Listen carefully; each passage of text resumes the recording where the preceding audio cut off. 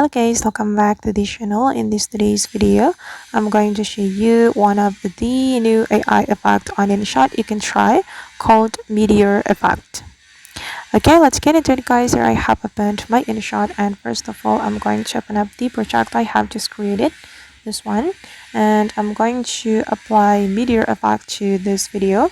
If we want to get the Meteor effect, we can go to the effect and then we can select the AI effect and go to the bling category. Okay, and here you can choose the Meteor, and this is how the Meteor effect looks like, and you can change the color if you want, just like this, and I'm gonna go with the yellow color. Okay, now it's done, and click on the check mark, and you can make the effect align with your video, just like that, and this is the final result.